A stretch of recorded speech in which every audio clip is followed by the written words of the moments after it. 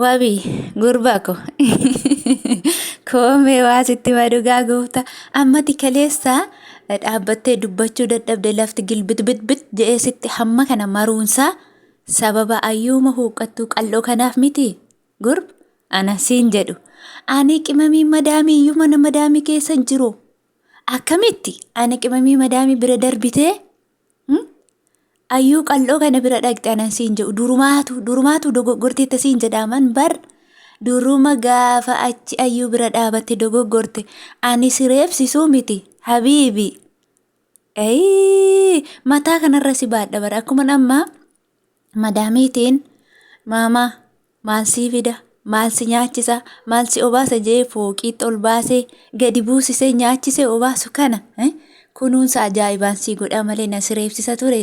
Maalumaaf ayxee durumaan siin jedhe nan badee maaloodhaa jiru wabii kana lakkoofsa isaa naa kenname warri lakkoofsa isaa beektan waan sinitti masuma qubna garaan siniin jedha amma jaalala dhugaasaa fi ibsuun qabaa jechuu har'arraan kaase guyyaan har'aa guyyaa dafinooti guyyaa qulqulluu xirrixi godhanitti magaa wabii ammas har'a mataan isaa gadi je'e kana olan qaba natu ol qaba suma dhugaa siniin jedha.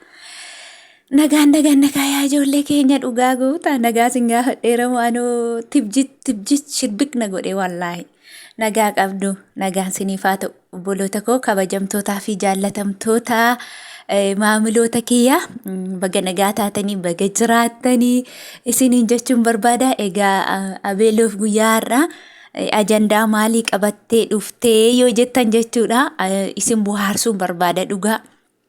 Namoonni isin dabbaree namoonni hojiinis isinitti baay'ate kottaa mana ko dhugaa rabbi shaa godhee isin kofashiiseen isin galcha sumunii takka atoo isin hin baasisiin quba ishee ol caar jettu bichaa quba keessan ol caar godhaa dhugaan siniin jedha warri harki keessan nagaa ta'e bichaa hannaatu warri harki keessan nagaa ta'e laayik godhaa jette anis warri harki keessan nagaa ta'e laayik godhaa maa tola nama bashannansiisuma maaloodha waansa innaa.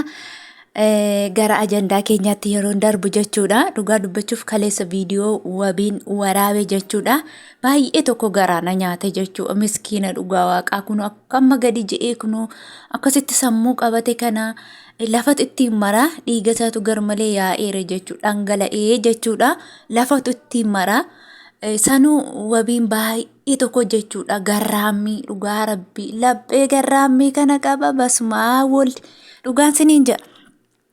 Obboleessi wabii jechuudha guyyaa kaleessaa filannoo tokko filadhu yookiin ayyuu filadhu ayyuu faana ba'i maatii ayyuufiin obboloota ayyuu faana ba'i yookiin immoo ana obboleessa kee tokkicha kee kana filadhu jechuun sabbar zeenaa Dubaayii taa'ee dabarse bilbilaan jechuudha dhugaan siniin jedha warri chaanaala wabii hin qabne wabii tuub jettanii yookiin immoo.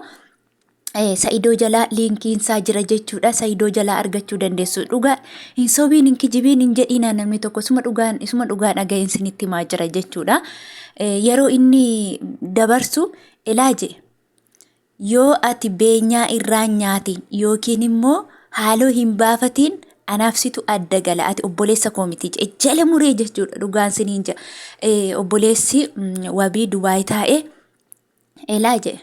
Natu guyyaa lamaan si bira ga'a jedhu guyyaa lama toon ga'iin si biraan ga'a anatu ufee ayyuurraa obbolaa ayyuurraa ukkee kaasadha nan badee kaagoftaa yesus maalu ani kan jedhu dhugumadha yaani maal godhe amma wabii maal godhe dhugaa qaba bara jaalate miti erga ayyuu jaalatee jabaat irraa fudhate malee maal godhe amma inni jaalatee ture ayyuun immoo bakka jijjiirte. Dubartii immoo yoomiyyuu taanaan bakka dubartiin xawal waallee waan jedhaniif as deemtechi deemti abbaa barbaadde jaallachuu dandeessa hanga gaafa nikaa qalabatii godhattutti dubartiin abbaa barbaadde shoomte shaaruu dandeessi. Aan dur yeroo durbaa koo ture kanas jaaladha abbaa natti tole faana culluxiin jedha jechuudha. Annaa obboloonni warri dhiiraa immoo jaallattus jibbitus gaafa obboleettiin isaanii dhiira faana dhaabbatu hin jaallatan. Aan ture yoon gabaa sa'aatii 12 ga'e gabaa beektu miti isaa biyya kana gabaatu hin jiru malee yoo gabaa aangne obboloonni keenya warri dhiiraa sa'aatii 12 yoo geenye haxirri warra baadiyyaa kun ummuugaa isa jedhan beektu miti. Ummuugaatu jira. Ummuugaa jala taa'aniiti barriirra ol hin gallu. Dhugaan siniin jedha kan lama muraniiti. Muka lama cabsanii inkeette goonaan caccabsaniitu lafa nama kaa'u jechuudha. Maalumaafuu hinna hiina har'a miti waansa isa durii jechaan jira isa yeroo dur baakoo isa dur darbeen siniin jedha. Namoonni tokko immoo amma miira keessa galtanii sodaachuu yookiin nahuu akkasumallee rifachuu dandeessu jechuudha. Irrafatiina isuma durii jechaan jira malee har'a miti jechuudha. Kanaafuu dirqama abboloonni dhiiraa dubartii irratti dhiira yoo argan ukkeerraa kaasu hin dhiisani. Caccabsanii daakanii beenyaa nuun kaffalamu ture akka seeraatti immoo intala keenya qabe intala keenya maal godhe jennaan beenyaa nuu wabiif hin kaffalamu ture sanuu jaarsoliin gidduu galanii maanguddooliin jechuudha. Akka isaan araaraman obbolaan ayyuunis wabiinis akka isaan araaraman taasisanii jechuudha. Maaliif wabiin immoo akka isaan hidhaman hin barbaadu jedhe. Yoon ammaa hammeenya yaadee obbolaan ayyuu hidhaman fakkeenyaaf aniyyuu badii dalageetiin jira. Badii ani dalage immoo intala isaanii natu mataan cabse yookiin immoo natu qaanfachiise. Sababii isaanumtuu obboleettii keenya qaanfachiise yookiin immoo mataa cabse hamilee cabse jedhaniitu seerattuu na gaafatanii hidhaa keessaayyuu na baasuu hin danda'an turanii. Dubartiin immoo akkuma beektan kabajaa qabdi, mirgallee qabdi, akkuma dhiiraa dubbatachuu waa hunda gochuu ni dandeessi. Kanaafiyyuu isaanis na dhiisanii anillee nan dhiisee jedhe. Harkatu immoo harka dhiqa yeroo ilaalan immoo dhugaan siniin jedha. Harkatu harka dhiqaa. Namni immoo aadaan Oromoo keessatti namni garaa walii laafa Oromoon garaa walii laafa jechuudha. Otuma dutee ka'ee hayi jedhee bakka zarraaf jedhee dutee ka'eetu gaafa jaarsi rakkoon qabu dhiisi maalii gaafa jiru garaa laafee dhiisee gala jechuudha. Amma otoo murtoo guddaan itti murtaa'ee birriin guddaan itti murtaa'ee walakkaa maleeyyuun kaffachiisu jaarsi yookiin immoo maanguddoon jechuudha. Kunis seeruma ganama asii seera Oromoo keessa jirudha jechuudha. Sobeera. Sobdeetta warri jettan sobdeetta naan jedha dhugaan siniin jedha. Yaani gamaggamii fi ilaalii fi jedhu jechuudha. Amma akka yaada kiyyatti wabiin dhugaa dubbachuuf garraammiidha. Maashallaa sirraa jedheera dhugaan siin jedha.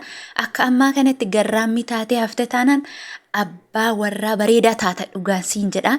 Rabbi sirraa haa jaallatu.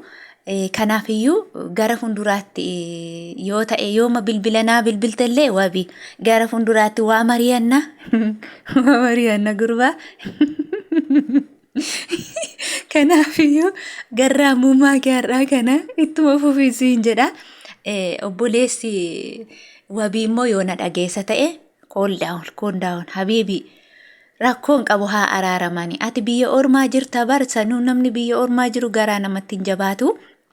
Atamma diraaman qabaa doolaaran qaba jetteetiin hayi juujuun jedhiin jarri wal harkaa nyaatu galgala oksanii guyyaa oksanii. Kanaafiyyuu ittiin cakkaniina araaramaa jedhi. Amma ati kana booda obboleessa wabii garaa laafii fi hadaraasiin jedha walitti araaraman jarri wajjin haa jiraatanii bakka akkuma araaraman araarri isaanii taafufuun siin jedha ergaa koo isa guddaa. Qilleensa kanarra balali'ee xiyyaarri biyya kanaa Dubaayitti dhufee sittaa himuun siin jedha. Kanaafiyyuu obboloota koo hordoftoota jaallatamtoota kabajamtoota kiyya dhugaa baay'ee natti tolu. Ijoolleen kun baay'een keessan irratti ajandaa godhadhaatii haasaa chaanaala isaaniillee sheer godhaa jajjabeessa akkuma saba warra kaanii fakkeenya meeruuttaa fa'aa ilaalaa akka isaan wal jajjabeessaa jiran sabni biraa jechuudha.